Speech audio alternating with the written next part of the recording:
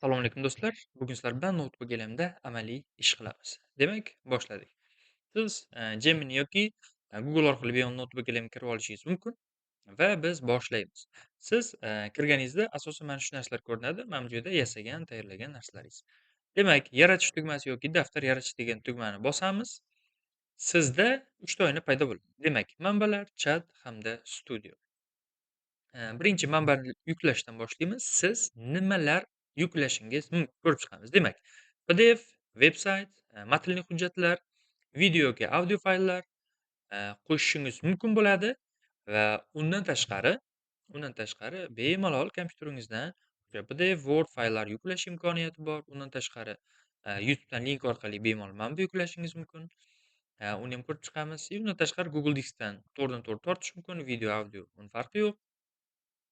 Demak, davom etamiz. Siz tekst formatda bemalol yozishingiz ham mumkin. Demak, boshlaymiz. Manba qo'shishni fayl, taxminan 50 yoki 100 betli PDF fayl yuklaymiz. Taxminan nechadir sekundda yuklaydi. Biz nom qo'yib olamiz. Avvalo biznes biznes reja. Biznes reja deb nom qo'yib olamiz va undan tashqari mana chat qismini ham to'g'rilashda boshlaymiz. Bu yerda nimalar bor? Bu yerda siz rasm qo'yishingiz mumkin. Xuddi obloshkaga o'xshagan narsa. Mana biznes reja deb o'zgardi. Undan tashqari o'zingizda aytaylik qo'shimcha nimadirlarni yozib qo'yish mumkin. Biznes reja asosiy qism. Davom etamiz. Mana demak, obloshka tayyor. Biznes reja asosiy qism bo'ldi. Muallifning rejalari. Demak, manbadan bizga xulosalar chiqarib beryapti. Keling endi biznes rejani tahlil qilamiz. E'tibor bersangiz, biz manbani ichiga bemalol kirib ko'rishimiz mumkin. Bu manba rus tilida. Til muammosi ham bemalol yo'qolib ketadi noutbuk elang bilan. Demak, rus tilida manba yukladik. Endi bizga savollar so'rayapti. Biznesni rejalashtirish tadbirkorlik xavfi va noaniqlikni qanday kamaytiradi? Samarali biznes rejaning asosiy tarkibiy qismlari nimalardan iborat? Rossiyadagi biznes muhiti g'arb amaliyotidan qanday farq qiladi? Endi chat suhbat ketadi bu joyda. Demak, o'zbekcha yoz deymiz. O'zbekcha yozyapti. Tepada translator bo'lganligi uchun o'zbekcha yoz. Asosiy xulosalarni chiqarib ber. Shu asosida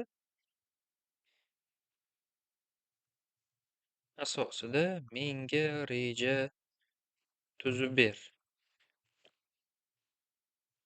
Xavflarni ham o'lchab ber. O'zbekiston. O'zbekiston bozorida shu biznesni boshlasa bo'ladimi? Boshlasa bo'ladimi? Demak, chatda yozamiz. Bemalol davom etaveradi.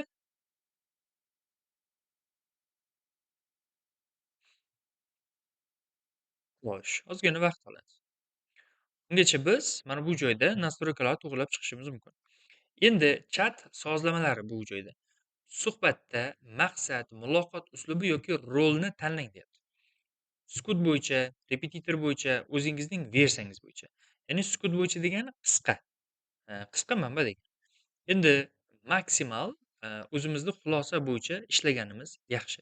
Yokida repetitor misol uchun qisman ko'proq mana o'quvchi materiallari bilan ishlash uchun tavsiya etiladi. Yangi bilim va ko'nikmalarni samarali egallashga yordam beradi degan joylari bor. Bu nima qiladi desa, misol uchun bu qisqaroq, bu o'rtacha va bu keng miqyosda o'zingizning ishlash strukturangizda aytaylik kiritishingiz mumkin. Masalan deyapti, uslubni o'rnating. Aspirant darajasida javoblarni taklif qiling. Ya'ni sen menga sen menga doim doktor nauk sifatida javoblar ber. Xuddi ChatGPTni yoki sun'iy intellektni o'qitganday gap. Xo'p, 10 mingdan oshiq ma'lumot berishingiz mumkin. Javoblar uzunligi qanaqa bo'lsin? Kalta bo'lsin, uzunroq bo'lsin, qisqacha aytganda bo'lsin. Misol uchun bizga uzunroq kerak. Demak, bu yerda nastroykasini to'g'rilab oldik. Bu tekstlarni yana davom ettirish mumkin.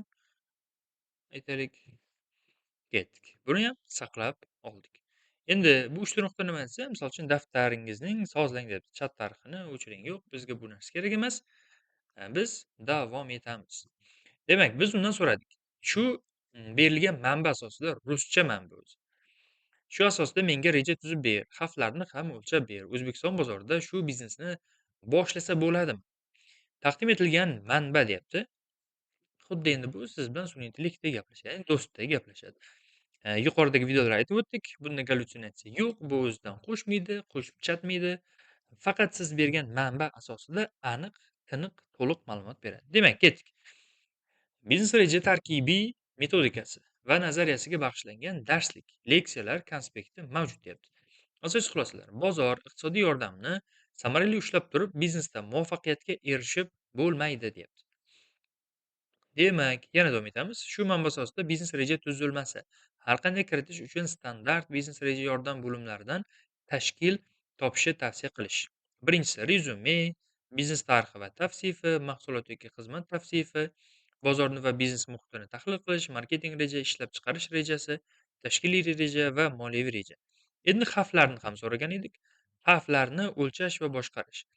Biznesda turli xil vazifa, ya'ni vaziyatlar mavjud. Barqarorlik, ishlab chiqarish jarayonlari, ya'ni ko'p pulli mablag'lar, inflyatsiya pulning qadrsizlanishi, stavkalarning o'zgarishi, valyuta darajalari va tranzaksion xarajatlar. Xo'p, barcha ro'yxatlarning jarayonlarning to'liq ro'y berishiga to'g'ri keladi. Xavflarning kelib chiqishi dastlabki sharoitlar bo'yicha yordam beradi. Demak, Proyekt Ekspert kabi maxsus kompyuter dasturlaridan maslahat olish deyapti. Agar sizda O'zbekistonda boshlamoqchi bo'lgan aniq biznes g'oyangiz bo'lsa, ushbu manbadagi qolip asosida O'zbekistonning demografik, iqtisodiy va ijtimoiy muhitini o'rganib chiqishingiz, nima deydi, insonlar zararsizlikni hisobga olishingiz kerak. Demak, O'zbekiston bozorida o'zini oqlaydimi yoki yo'qmi? Demak, yana bizga savollar beryapti. Proyekt ekspert dasturiga qanday yordam beradi? Biznes rejada moliyaviy va marketing bo'limlari qanday bog'lanadi? O'zbekistonda investorni jalb qilish uchun rezyume qanday yoziladi? Degan savollar bor. Aytaylik, biz rezyume yozishni tanladik. Ya'ni siz to'g'ridan to'g'ri studio qismiga, aytaylik, taqdimot qilishga, hisobot berishga, video tayyorlashga, qisqa audio, misol uchun xulosa olishga, infografika tayyorlashga to'g'ridan to'g'ri o'tib ketmang. Ya'ni bittada o'tib ketmang. Oldin siz bergan manbani yaxshilab o'qiting. O'qitib, oxirida bitta xulosa chiqqandan keyin uni tayyorlasangiz, u juda ham yaxshi bo'ladi. Demak, biz qo'shimcha manbalar yuklashni ham rejalashtirgan edik. Endi biznes reja deymiz va internetdan bizga manbalar chiqarib berishi kerak. Undan tashqari biz YouTube'ga kiramiz hamda qo'shimcha manbalar yuklaymiz. Xo'sh, inglizcha yozamiz. Business plan.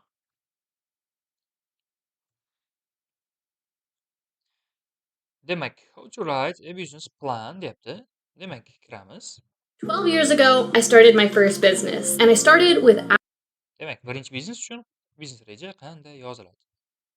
Kopirovat qilamiz. Bu yerga yuklaymiz.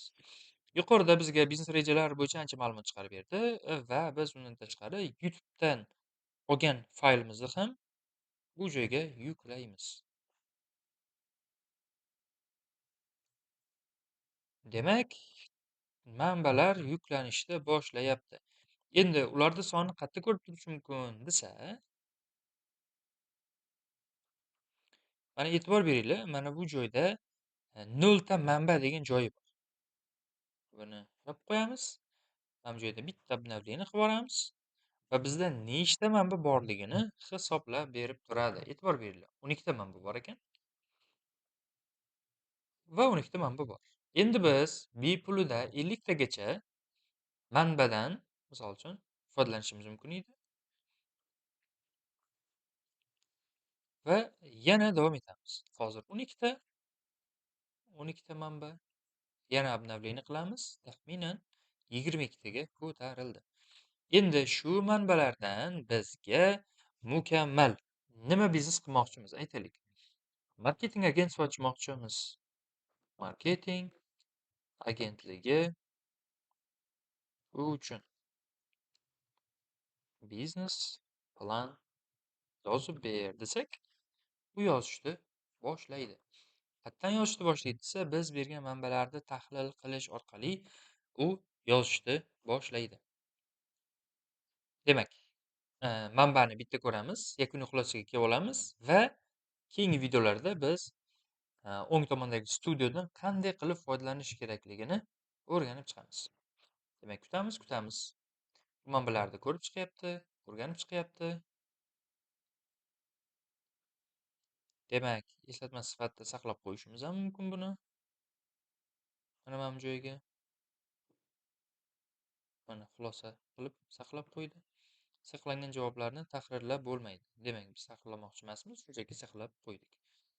Undan tashqari, qaydlar uchun ham mana bu joyda ma'lumotlar bor. Aytaylik, 3 yillik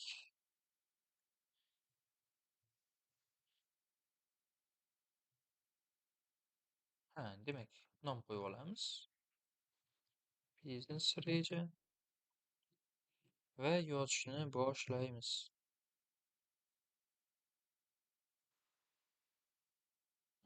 O'tga tezroq yozish kerak yokida copy paste qilish kerak.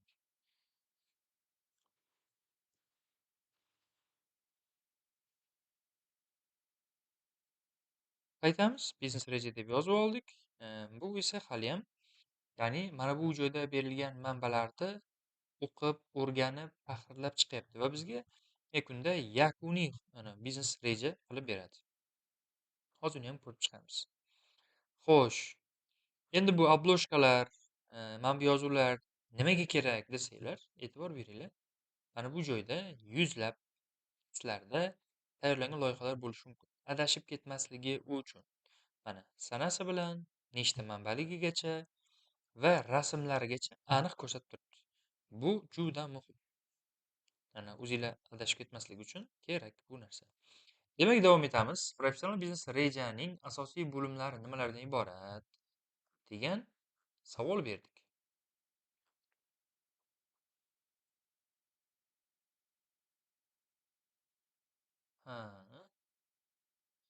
Xo'p, marketing agentligi uchun biznes reja yozib ber. Sal teproqda bo'ldi. Rezyume, agentlik missiyasi va biznes tarixi, xizmatlar tavsifi, bozor tahlili, SWOT tahlili, xo'p, marketing va sotish strategiyasi, tashkiliy reja menejment, moliyaviy reja, xavf xatarlarni boshqarish va rivojlanish degan manbalarni bizga chiqarib berdi. Va biz yana savol beribmiz. Professional biznes rejaning asosiy bo'limlari nimalardan iborat bo'ladi degan savol beribmiz.